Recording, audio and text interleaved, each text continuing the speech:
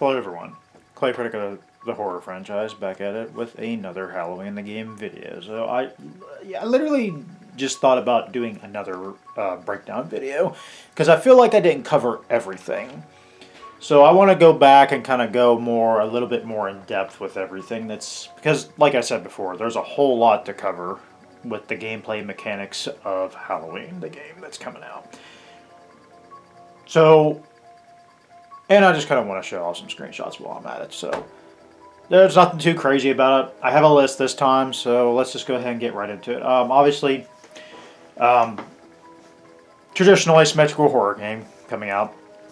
It has a lot of things that are relatable to, for IllFonic, the developers, like Killer Clowns from Outer Space, Ghostbusters Spirits Unleashed. I actually remember the subtitle this time. A little bit of Predator Hunting Grounds, just a little bit. But obviously, it's mostly a spiritual successor to Friday the 13th the game. I mean, come on now, it's obvious. It's literally Friday the 13th 2.0 in aspects. Not everything, but certain aspects. So, you are on Haddonfield, Illinois, the town where everything pretty much happened from the original movie.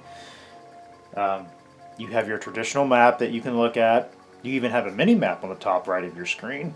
You are at a timer of 20 minutes. I believe that is what it's going to be, but the demo is set to 12 minutes, I believe, 11 and a half minutes, 12 minutes. But I heard that it was probably going to be 20 minutes, which is rightfully, I think it's a right timer. It has a lot of time for players to get to really feel that mood and the atmosphere of Haddonfield on Halloween night being pursued by Michael and having a lot of time as Michael to hunt down and kill the Haddonfield civilians and heroes.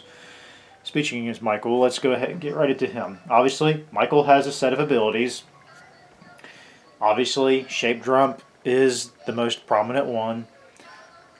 But also, he can jump in and out of it anytime he wants, as long as he's in darkness, because you can't do it when you're in line of sight or in light. Makes sense. There are restrictions to this because that's definitely his best ability, hands down. And there's also another thing called Shape Dash. Shape Dash, you can literally just go shoot to a specific location and come out of it and get a grab or an attack on a potential hero. I like that. But that's not all he's got. He's got Stalk. You can go into first-person perspective, literally from his point of view, and literally gain strength and points and all that to track civilians. And there's a thing called Bloodthirst tier. I can't talk. I'm sorry. Bloodthirst tier. There's tier 1, 2, and 3. And it builds up on a meter, and it makes you stronger. It gains you in strength. So you can track people much better. He has a sensibility, which also he can track. He can track people. Now, mind you, all this stuff is going on a cooldown. Certain ones longer than such. They can literally be on a cooldown, from what I've seen, about 2 minutes. This is probably all bound to change in the future because this is only a demo, and they said they were going to tweak some things around. And also, the final ability he's got is called Blackout, which will turn the power out across the entire map for a short duration of time. I like that. Instead of having to manually cut the power, cut the phone cord, all that stuff around the map. I think each house has a phone box or a power box, which is reminiscent to Friday the 13th. Speaking of objectives, you can cut the power out, you can cut the phone lines, which is a separate thing around the house.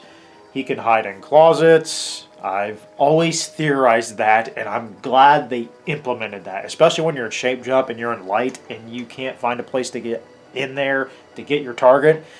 Go into a closet, come out, get the target, if you're lucky. There are special targets that are marked as soon as a match starts. You can gain strength and extra XP. I think it's mainly counters to XP, but still, I think those targeted NPC of civilians are what the Haddonfield heroes, the players themselves, are actually going to be looking for. So if you get them, you have a better chance of getting out, killing everybody. Haddonfield civilians are going to be marked on the HUD as well. They can also be marked, and you can go after them. Attacks. Obviously, like Friday the 13th, Jason can light attack, heavy attack. Michael has a light attack. He has a heavy attack. He can grab. He has a grab. I kind of figured that was going to be a thing. He can do grab kills. Again, this is like Friday the 13th, where you can do an execution kill. And there's button prompts you can do this time. You can actually have a little mini game when you grab somebody. I'm not too crazy about that. I hope they tweak that a little bit, but who knows. Because I feel like that people are going to break free no matter what. But hey, whatever. It is what it is. He can, and there's another thing that definitely caught me by surprise that I didn't cover from the last video. He can shoulder barge you. As another way of attacking. I've seen it. I was like, whoa, holy shit. He can shoulder barge you while you're attacking. He can just go like that and go stumble somebody. Yeah, I thought that was really cool. So I like that. That's a nice little, another extra little counterattack he can put on.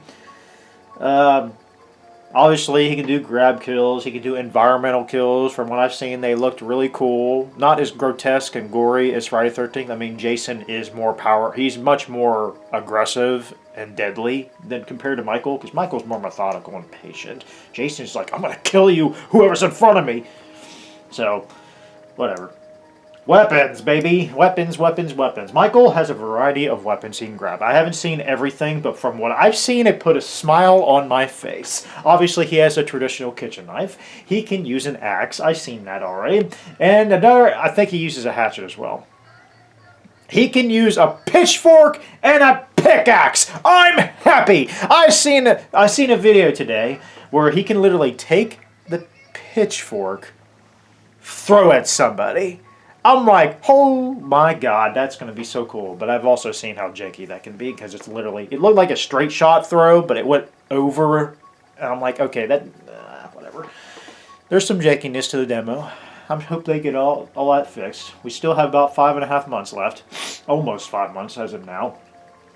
I'm sure there's other weapons that I probably missed, because I didn't see everything. Another thing I did like, if Michael is fighting people and he gets downed, he can immediately, instead of just waiting to get up, he can use an ability to where he can just disappear. I think it's shape jump or something, but in the trailer it showed him just completely like disappear. And that static effect from Friday the 13th is not really staticky, but it's just, whoa, he just disappears. That gives Michael a chance to get away from the hot zone. So I think that's all I got for Michael here. I don't know what else I probably missed some more stuff again, but I think I covered enough already from the last video. So if you want to hear more, just go to that video. Haddonfield Heroes, baby. I definitely missed some things with them. Each hero definitely has unique stats and traits, which they didn't. There was no perks or nothing. So we're going to be seeing perks in the future. We're going to be seeing more things, what they can use as far as boosting their characters, but I know that they have unique stats and traits pretty much. Player cards is something I was like, huh, interesting. Also boost their stats and traits, so I'm curious how what that's gonna do. Like it can affect your stamina and such like that. Speaking of stamina, they have a stamina bar. They can sprint. They have a health meter. They can also use weapons, a variety usage of them as well. Oh my god, there's so many weapons. Like, for instance, I didn't cover this yesterday with the last video. They can use firecrackers, just like Friday the 13th. Oh my god. Yes, they can throw mugs. They can throw rocks. They can throw darts. They can use an axe, of course, meat cleaver, and all kinds of crazy things. My god, I've seen somebody throw a key at Michael. I could have been just misleading it or something, or my eyes were deceiving me, but I could have sworn I seen somebody use a pair of keys that you can use to escape the throw at Michael. I'm like, are you kidding me? This is going to be a crazy game, but that's alright.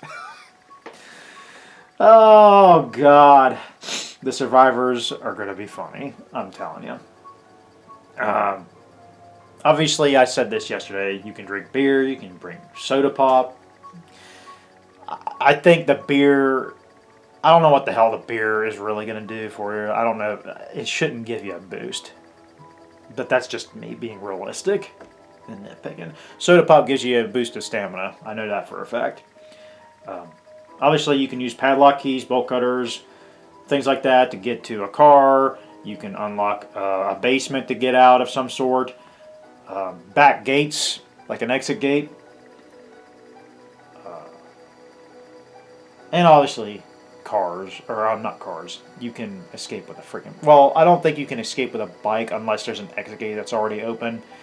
But you can use a bicycle to pretty much traverse around the map quicker to get to NPCs and such. You can obviously, speaking of NPCs, you can convince them to fight back, hide, escape, things like that. So there's a lot of variety of things to do in this game. Obviously, you can have them call the police if you want, or you can do it yourself. Speaking of that, police can show up. And there's also a thing I've noticed on the HUD. There's 3 stars of some sort, 3 spots where the intensity of calling the police grows. The more you call the police, I think, the more you can convince them to show up. And there's more of an army that shows up. And that they can overpower Michael and such. Hell, you can even get the NPCs to follow you and help you fight Michael if you want. Shit like that. I see a lot, and the thing that I've noticed, it's not something you can do right away. You really have to, it depends on how good the Michael is by killing NPCs and such, and obviously when you get reinforcements and such, that's when things get real heated. It's a slow build. I like that aspect. That way Michael doesn't feel like the player playing as Michael doesn't get overwhelmed so quickly. It's something that builds over the course of the match, and I like that aspect. Because this game should be slow and methodical instead of super fast-paced right off the bat. It needs to be atmospheric. Something that Texas Chainsaw Massacre, the game, completely failed to do. What am I missing out on? What am I missing out on? I know I'm missing something else. You can detain Michael. If you fight, you can't kill Michael.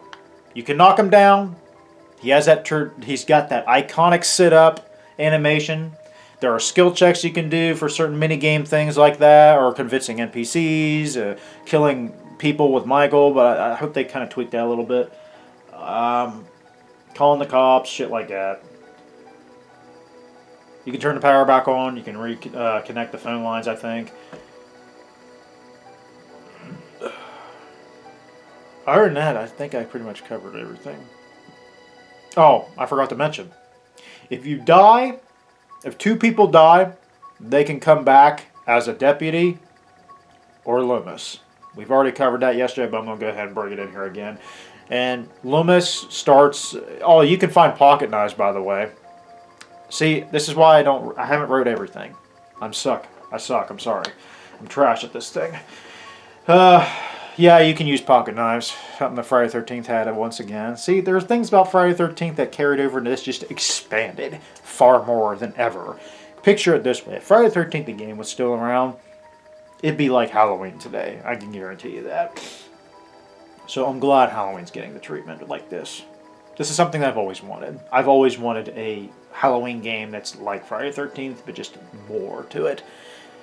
I didn't expect this much gameplay element to it, but I'm happy that there is so much variety of things you can do in this sandbox of Haddonfield, Illinois.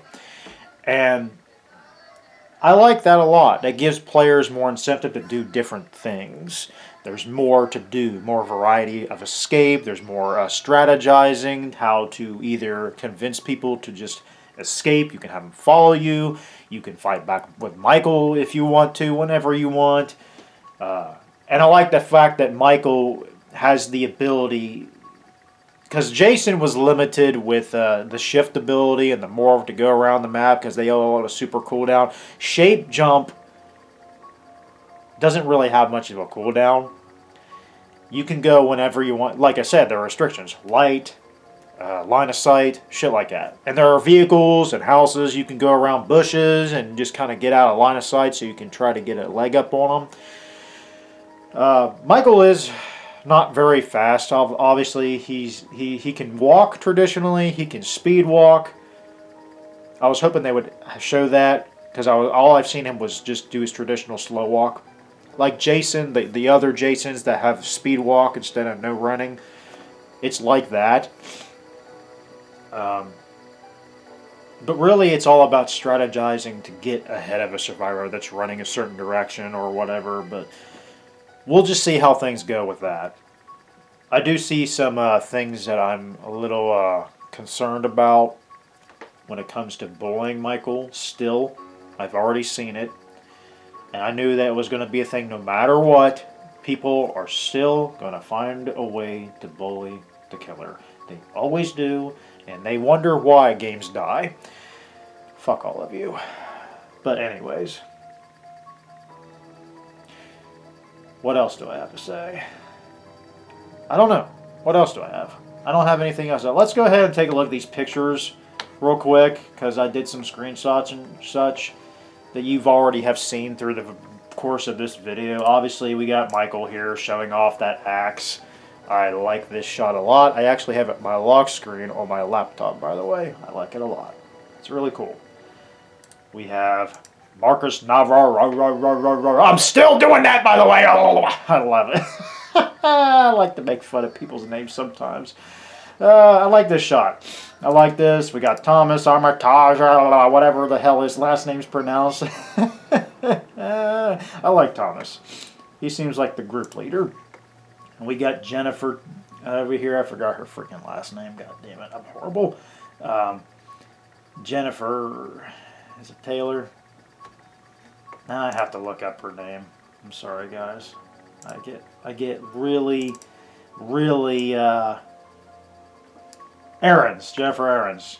Tanya Harrison. We got Tanya Harrison. And we got the one and only, the legend herself, and I'm going to be maining as Rachel Callahan. Everybody's going to be playing her. Another thing I want to mention, I hope you can play multiple like cloned characters that I pretty much say about my horror franchise movies. If you haven't seen my ranked tier list about that, check that out. It's pretty fun and goofy and shit. But duplicate characters. Something that Texas Chainsaw Massacre had a hard time with when it comes to lobbies and such. So I hope that doesn't carry over to this one, because I know that's going to be a problem. Because there's going to be a lot of people that are going to want to play certain characters, like me. I want to play Rachel a lot. And see, the thing about Texas Chainsaw, I know I keep bringing that game up. I always have backup characters. If a certain character's played, if you're familiar with the game, if Anna was being played, I'll go to Maria, because Maria is my second favorite. If not, I'll go to, what's the other one's name? Anyways, you know what I'm talking about. Jesus Christ, I'm horrible. And we got, I don't know what else. We got Dr. Samuel Loomis, of course. The man, the myth, the legend. Man, the myth, the legend. Oh, it's going to be so cool playing him. Hearing his god-awful voice acting, by the way. Ah, Jesus. I'm very excited, guys. I'm very excited for this game. Like, I know I'm not showing the excitement level is way more than what I'm presenting right now. Yesterday and the day before, I was just I've been watching so much stuff on my TV here for YouTube. Like, literally, most of the day on my day off yesterday,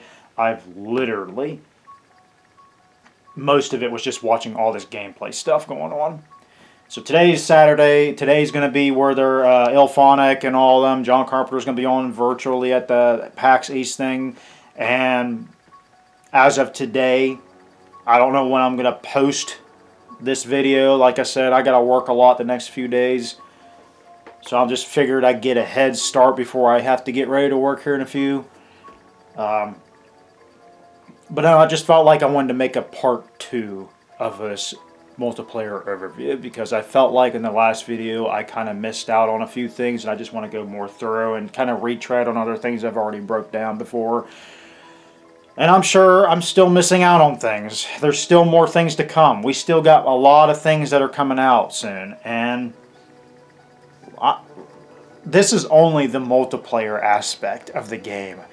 I'm ready for the single player aspect. That's the other part of the game that we haven't even gotten to yet. Do you have any idea how awesome it's going to be to replay the original movie, expanded furthermore from Michael Myers' point of view? How did he get out of the sanitarium? How did he get to Phelps' garage, get the coveralls?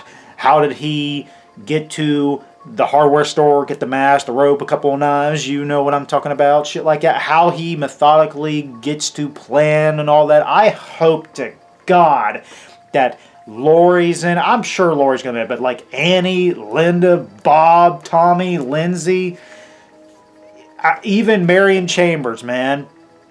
I mean, God, even Sheriff Brackett. Like, damn. So, we'll see. We'll see what happens. But until then, be sure to like and subscribe for more content like this. And I'll see you on the next one. Peace out. Have a good one.